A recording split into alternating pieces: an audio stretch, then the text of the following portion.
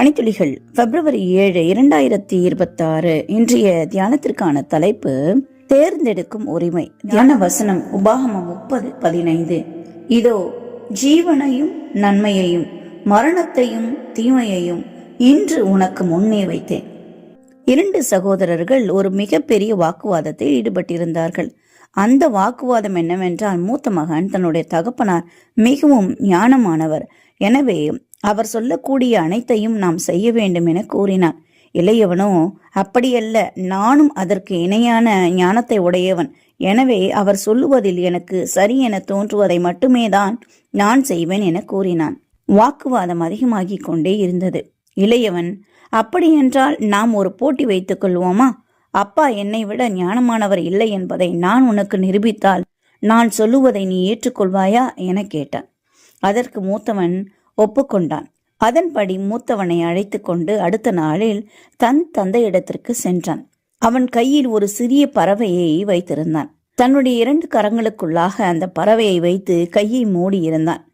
அவன் தன்னுடைய அப்பாவை நோக்கி, அப்பா, உங்களுக்கான கேள்வி என்னிடத்தில் உள்ளது. என்னுடைய கையில் ஒரு பறவை இருக்கிறது. அந்த பறவை உயிரோடு இருக்கிறதா அல்லது மரித்த நிலையில் இருக்கிறதா என்பதை நீங்கள் கூற வேண்டும் என அவன் கூறினான். இளையவன் தான் சொன்னதை செய்ய முடியும் என்கிற மிகுந்த நம்பிக்கையோடு இருந்தான். ஏனென்றால் பறவை உயிரோடு இருக்கிறது என அப்பா கூறினால் தன்னால் அந்த பறவையை கைக்குள்ளாகவே நசுக்கி கொள்ள முடியும்.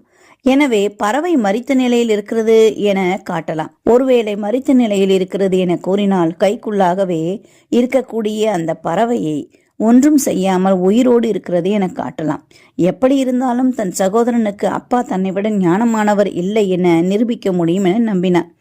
மகன் கேட்ட கேள்வியை ஒரு நிமிடம் யோசித்து பார்த்த தந்தை தன்னுடைய மகனை நோக்கி, மகனே, அதற்கான பதில் உன்னுடைய கையில் தான் இருக்கிறது என கூறினார்.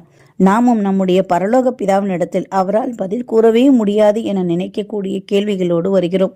உண்மையாகவே தேவனால் பதில் கூற முடியாது என்றல்ல. நம்முடைய பரமபிதா எல்லாவற்றுக்கும் மேலானவர். அவரே ஞானத்தில் சிறந்தவர். தேவன் நமக்கு அனுமதிக்கக்கூடிய அனைத்தையும் பெற்றுக்கொள்ள நமக்கு உரிமை உண்டு. முடிவும் நம் கையில்தான் உள்ளது.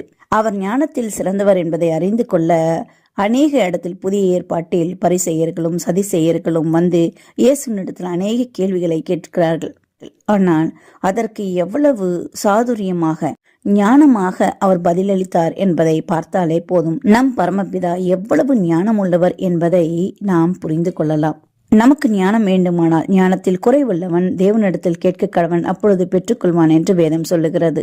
நாமும் மற்றவர்களோட ஞானத்தில் சிறந்தவர்களாக தேவனிடத்தில் கேட்போம். தேவன் நம்மை ஆசீர்வதிப்பார். ஆனால் அந்த ஞானத்தை வைத்து நன்மையான காரியத்துக்கும் தேவனுடைய நாமம் மகிமைப்படுவதற்கும் பயன்படுத்துவோமாக. தேவன் நம்மை ஆசீர்வதிப்பார். இந்த நாள் உங்களுக்கு இனிய நாளாய் இருக்கட்டும். யாவருக்கும் ஓய்வு நாள் நல்வாழ்த்துக்கள்.